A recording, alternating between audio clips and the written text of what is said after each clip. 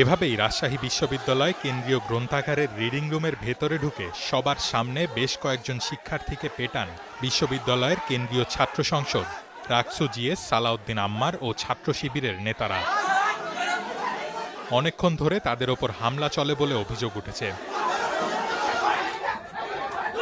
রাজশাহী বিশ্ববিদ্যালয়ের প্রক্টর অধ্যাপক মাহবুবুর রহমানের সামনে নিষিদ্ধ সংগঠন ছাত্রলীগের সাবেক এক কর্মী ও দুই শিক্ষার্থীকে দফায় দফায় পেটান সালাউদ্দিন আম্মার এবং ছাত্র শিবিরের নেতাকর্মীরা।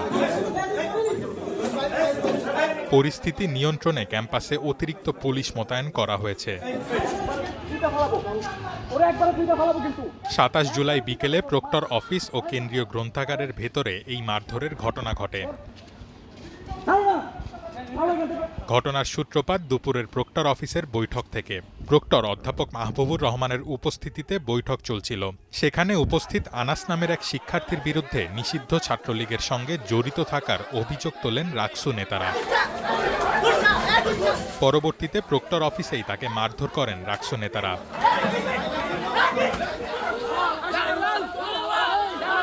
এর জেরে বিকেলে রাকসু ভবনে গিয়ে জিএস সালাউদ্দিন আম্মার ও তথ্য ও গবেষণা সম্পাদক BM নাজমুস সাকিবকে লক্ষ্য করে অতর্কিত হামলা করেন ছাত্রলীগের সাবেক কর্মী আনাস ও কয়েকজন শিক্ষার্থী।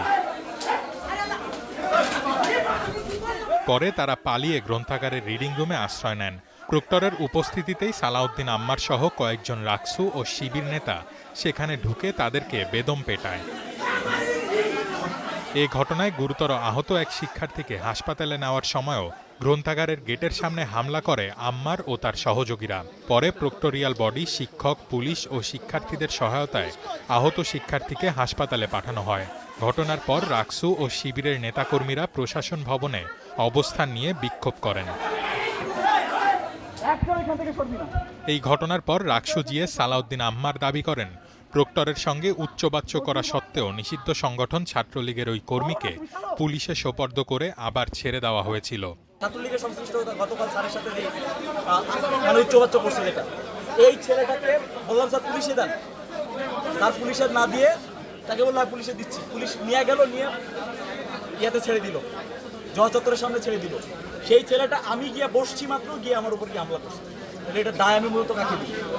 ওখানে সংশ্লিষ্ট যত সাধারণ শিক্ষার্থী ছিল আজকের এই ঘটনায়, আমার উপরে হামলা হতে পারে, তাদের উপরে হামলা হবে না, এটা গ্যারান্টি।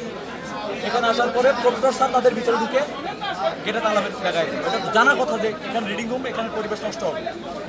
সে একটা দপ্তরে গিয়ে হামলা করে আসছে, এখানে ব্যক্তিকে হামলা করে রেখে আচ্ছা শুধু গিয়ে হামলা করে আসছে।